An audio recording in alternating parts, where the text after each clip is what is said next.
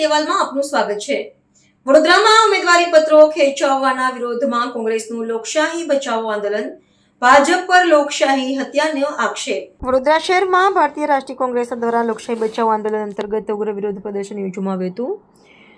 શહેરના હળદ સમાન ગાંધીનગર ગૃહ ખાતે એકત્ર થયેલા કોંગ્રેસના આગેવાનો અને કાર્યકર્તાઓએ રાષ્ટ્રપિતા મહાત્મા ગાંધીની પ્રતિમાને પુષ્પાંજલિ અર્પણ કરી ધરણાની ઔપચારિક શરૂઆત કરી હતી।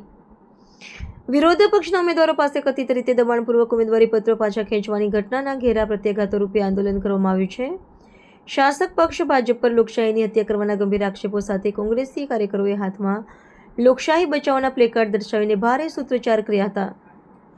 આ વિરોધ કાર્યક્રમમાં એઆઈસીસીના સેક્રેટરી રામકિશન ઓઝા, પ્રભારી બિમલ શાહ અને શહેર કોંગ્રેસ પ્રમુખ ઋત્વિજ જોશી સહિતના અગ્રણીઓએ ઉપસ્થિત રહીને નેતૃત્વ પૂરું પાડ્યું હતું।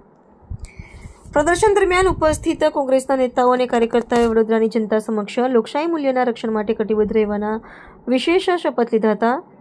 આગામી સમયમાં નાગરિકોના બંધારણીય અધિકારો માટે લડતને વધુ સઘન બનાવવાનો નિર્ધાર વ્યક્ત કરીને શાસક પક્ષની કથિત સરમુખત્યારશાહી નીતિઓ સામે પ્રજાને જાગૃત કરવા કોંગ્રેસે પોતાની રાજકીય પ્રતિબદ્ધતા દોહરાવી હતી।